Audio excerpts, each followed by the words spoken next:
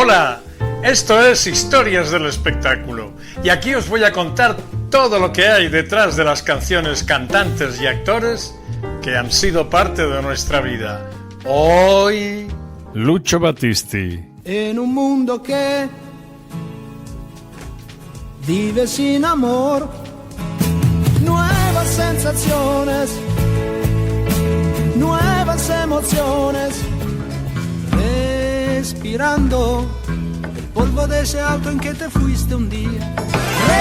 Respirándote, yo corro los caminos sin ningún temor. Un angelo caduto in volo, questo tu ora sei in tutti i sogni miei. Non dire no, non dire no.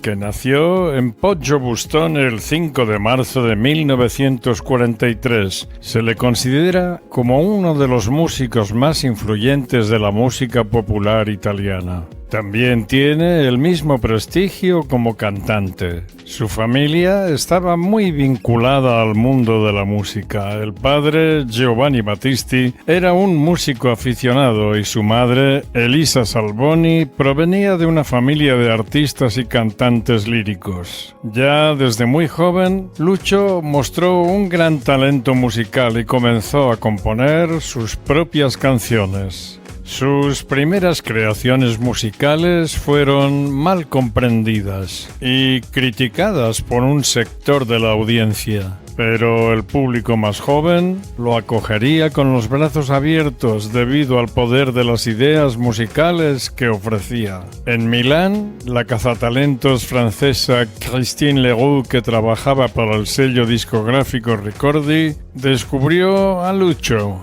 y bajo su protección, Battisti escribió 3 hits importantes para otros artistas. Per una lira,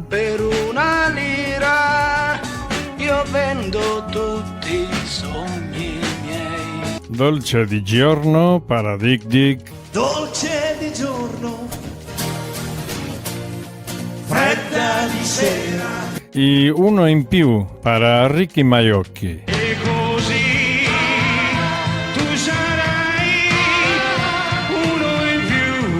Pero hizo algo mucho más importante para Lucio Battisti. Le presentó al letrista Giulio Rapetti, que era ni más ni menos que Mogol, uno de los letristas de canciones más importantes de Italia. Mogol presionó a Ricordi para que Battisti cantara sus propias canciones, y la voz de Battisti se convirtió en el punto central de su fuerza y originalidad. Debutó con la canción Por una lira. Per una lira, io vendo tutti i sogni miei. Bueno, pues no tuvo éxito con la canción, pero le permitió construir su carrera como cantante.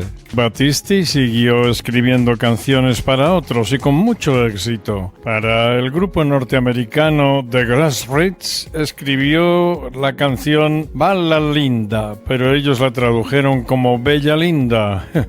Baila por Bella. Y con esa misma canción, Battisti se clasificó cuarto en el Cantagira.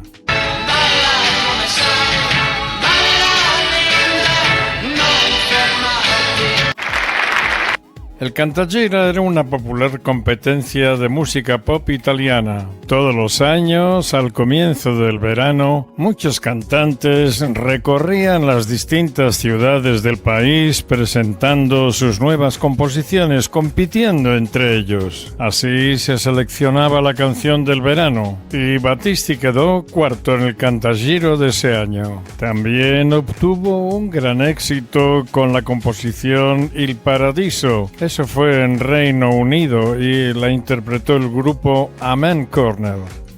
Llegó al número 1 en las listas de singles. También en ese mismo año, 1969, Battisti participó en el Festival de Sanremo con la canción Un'avventura. Non sarà un'avventura, perché non è una promessa, ma è quel che sarà.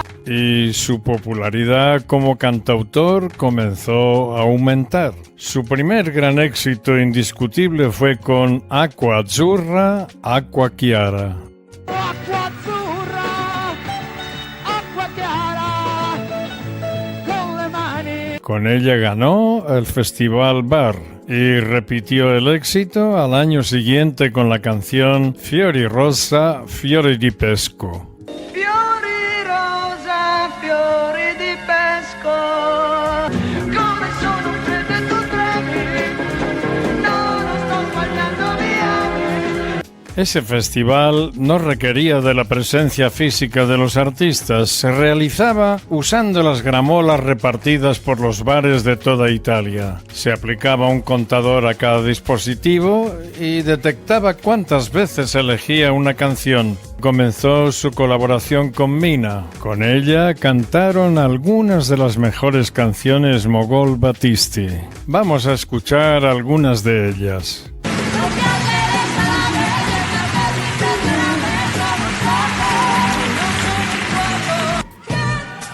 Disperazione nasce da un angelo caduto in volo, questa tu ora sei.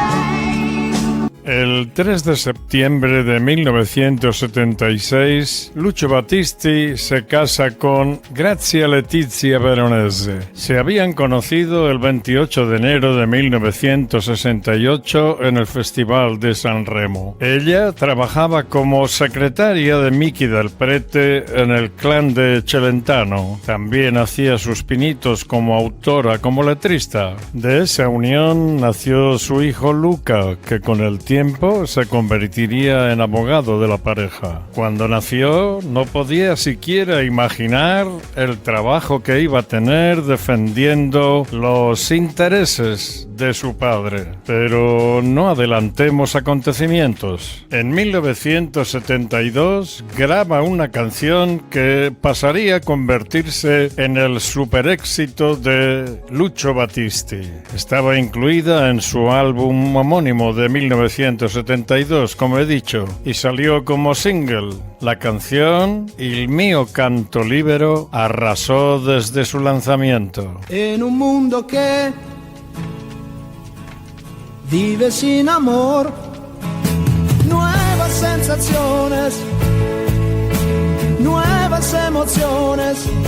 La música era de Lucio, pero la letra era de Mogol. Era un tema con connotaciones autobiográficas, porque Mogol la había escrito después de la separación de su esposa y el encuentro con su nueva compañera, la pintora y poeta Gabriela Marazzi. Ese tema no solo fue éxito en la voz de Lucio, también fue éxito en la voz de Juanes, y cómo no, en la de Laura Pausini. Ha sido su éxito más importante en español. Todo hacía presagiar que esa relación artística entre Battisti y Mogol iba a ser de larga duración, pero no fue así. A pesar del éxito Anima Latina, grabado en 1974, que está considerado como una verdadera obra maestra de la música del siglo XX, no estaba lejos la separación. Pero antes de hablar de ella, vamos a escuchar algunos de los temas incluidos en ese disco.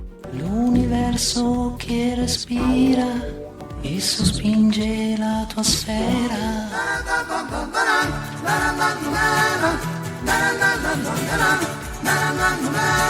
Tras grabar en 1976 el sencillo Ancora tú, que se adelanta de una forma increíble a la música house y al techno dance, en 1982 lanza su primer álbum sin Mogol como letrista. Su título es Gia, un disco de transición con rasgos experimentales de sonoridad eléctrica y, aunque es de una indudable calidad, bastante alejado de lo que había hecho hasta el momento. Y qué casualidad, las letras las escribe su propia esposa bajo el seudónimo de Velezia. Mogol fue el primer sorprendido porque, aunque habían tenido unas discusiones sobre los porcentajes que le pertenecía a cada quien sobre la autoría de las canciones, Al final habían llegado a un acuerdo amistoso, pero Lucho no mandó modificar nada y cuando Mogol le preguntó qué es lo que sucedía, le dio la callada por respuesta. Mogol trató de aclararlo diciendo: no discutimos, no era nada personal, era una cuestión económica. Pensé que era correcto que los derechos de las canciones se compartieran equitativamente, aunque la ley dijera algo más. Al principio pareció estar de acuerdo, pero se fue a casa, cambió de opinión y nos separamos. En aquel entonces existía esta fórmula por la cual el músico obtenía el 8% y el letrista el 4%. Battisti era un aficionado cuando empezó, pero nunca quise que firmara ningún documento clandestino. Siempre el 4% para mí y el 8% para él. Cuando vendimos los derechos de las canciones dije que escribiría en igualdad de condiciones, 6% para él, 6% para mí. De lo contrario, ya no escribiría más. Desde entonces Lucho empezó a trabajar con otros. Bueno, si se habían puesto de acuerdo y al llegar a casa cambió de opinión, no hace falta ser un lince para averiguar quién le hizo cambiar de opinión a Lucho. Ignoro si esos porcentajes son oficiales en la Sociedad de Autores Italiana, pero bajo mi punto de vista, tanta importancia tiene la letra como la música y los beneficios deben ser paritarios. Un sobrino de Battisti, Andrea Barbacane, afirma algo completamente diferente. Dice: el tío Lucho estaba cabreado con Mogol, se lo contó a mi abuelo, a su padre, se aburrió, quería hacer otra cosa y avanzar hacia nuevos horizontes musicales. Pensaba que Giulio, como él lo llamaba, no podía seguirlo. Y no es que el público estuviera cansado de aquellas canciones. Él estaba cansado, aunque las ventas luego demostraran que estaba equivocado. Lo cierto es que Mogol nunca digirió la separación por motivos artísticos. Era un motivo mucho más ofensivo para alguien que se considera el mejor autor italiano. Y todo por unos céntimos de más. Grazia Letizia le contestó diciendo: mi marido se ha convertido en tu llave maestra, y le advierte: separa tu nombre del suyo. No parece un comentario muy justo tras la relación que tuvieron ambos, tanto artística como personal. Mogol ni siquiera se pudo despedir de su compañero. Tras una larga enfermedad, Lucio Battisti murió en un hospital de Milán el 9 de septiembre de 1998 a la edad de 55 años. Durante esa convalecencia nunca permitió que se acercase nadie, ni sus amigos, ni la prensa. En fin, muchos han dado en apodarla como la Yoko Ono italiana. A Yoko Ono, como esposa de John Lennon, le atribuyen la disolución de los Beatles. Y a Grazia Letizia le atribuyen la separación del cantante de Mogol y de la vida pública, de la no publicación del esquivo álbum póstumo e incluso de tirar las flores colocadas por Mogol frente a la tumba de su marido. Sistemáticamente se ha negado a que se utilice la obra de su esposo en diversos acontecimientos, tanto de homenaje como artísticos. Como un pequeño ejemplo, pondré la prohibición a Dick Dick en 2005 para que incluyera en un disco suyo la canción Vendo Casa, que Battisti había escrito expresamente para ellos en el 71, y la acompañó con esa advertencia: hay unos mendigos que explotan a mi marido que ha hecho el bien a todos, déjenlo en paz. Pues no creo que pueda descansar en paz con esa administración de su legado.